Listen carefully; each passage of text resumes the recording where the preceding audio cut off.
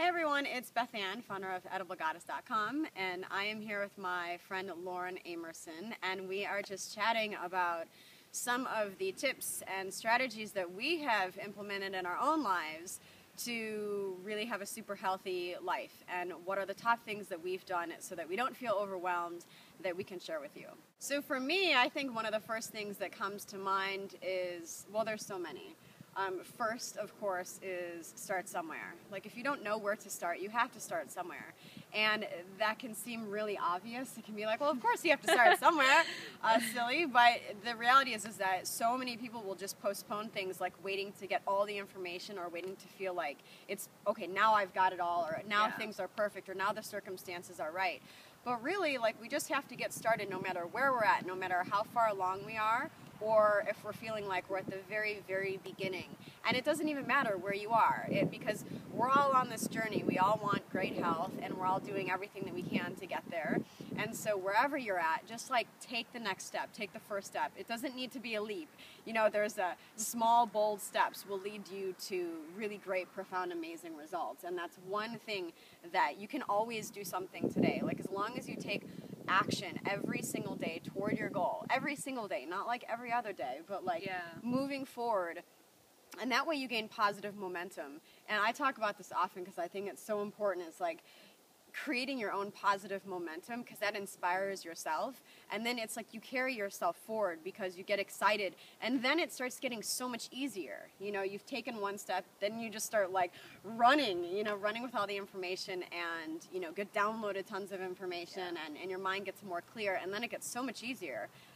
But to begin with, I think just like one first initial step, and knowing your why, I think is like the most important thing. In terms of like, how do you know what step to take? It's like, well, I think tuning into your why, like, why do you even want this for yourself? Why is it important for you to want to feel good? Why is it important for you to not want to feel bad? What is driving you? Like, what is at the core of your heart the reason why you want more for yourself? Like, what is it about it in the morning that you love or hate about your life that you're willing to do anything that it takes to change?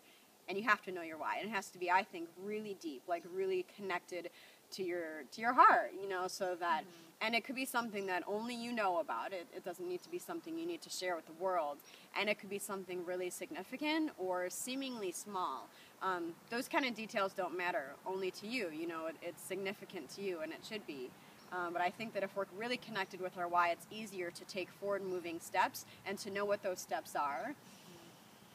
Well, and then sometimes it's hard to connect with your intention or with the why aspect, because there's so many blocks in life or whatever you're bringing into your space, and that once you do start getting clear, once you start taking small steps, it's actually easier to tune into that, and then it further facilitates really getting a really firm grip on what you came here to do, or what your purpose is, or what you want for yourself.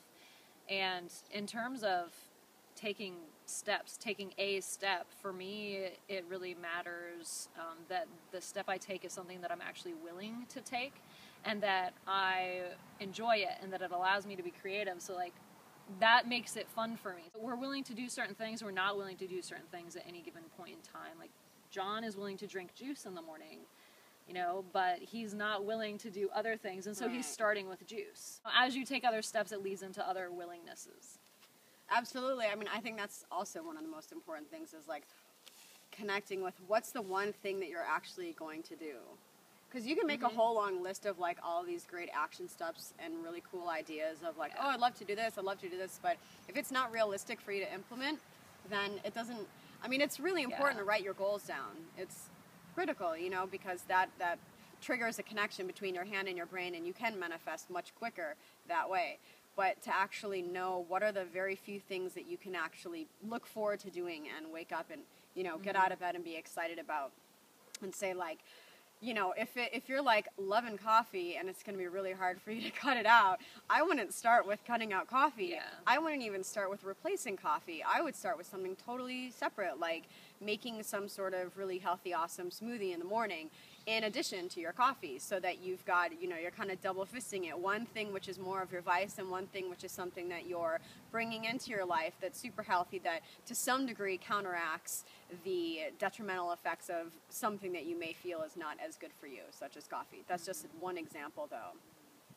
Well, and I guess it's going to be a varying degree depending on the reason for your desire to get healthy. If you have some kind of really serious disease and you need to cut coffee out right away, then your motivation may allow you to drop coffee sooner than somebody else that doesn't have that same motivation or a sense of pressure.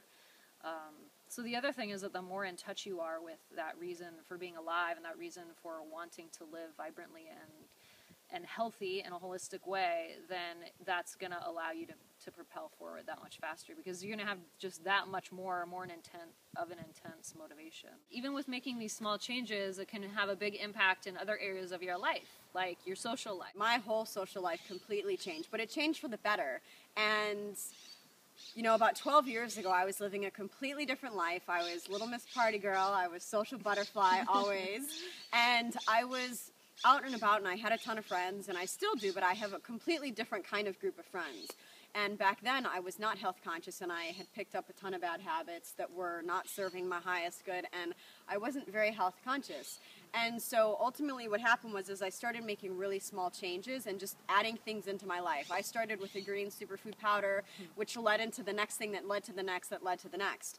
And from there, things just started to get better. But with the friends that I had at the time, they weren't into the same kinds of things. Like, they weren't getting healthier. They were still going out and partying every single weekend, which is, fine for some people if that's kind of the life that they want to live. But I knew that for me, ultimately somewhere, that wasn't the direction that I was going. And I needed to surround myself by people who were supportive of where I was headed. Not where I was coming from, but like, where do I want to go? And slowly but surely, I started weeding people out of my life. Really almost, consciously and not consciously, because relationships just started to fade away because I started spending my time elsewhere, doing other things with other people, and consciously I would not return phone calls. And it's not like I was rude, and did I have any conversations where I was like, I cannot be friends with you anymore? Not so much, it didn't go down like that. Right. But it was the most natural progression. Like, it was never uncomfortable. And so for people who are concerned about your social life changing, I would just say, gosh, if I had any idea how good it could get, and when you're around people who support you, like, this whole world opens up of like dozens and hundreds and thousands of people who are into what you're into. They show up, like, people show up, and you find the community. There's always, no matter what realm you move into, there's always going to be people there. There's pretty much already a community established in any realm. And it's a matter of tapping into that and attracting it into your life. And you can see it now. You go to a different grocery store now. You go to the farmer's market now, and you meet people that have the same values. Like, I'd rather go to the farmer's market than like a super Walmart or something. Right. And it does happen naturally. And you vibrationally align yourself with the kind of people who are on the same track as you. It really happens naturally. So what's your favorite social tip? How do you be yourself and be on your health conscious path and still be around your family and friends and your colleagues, even if they're not on the same path as you? Post your tips in your comments below. Let us know. Share in our community so that we can all support each other.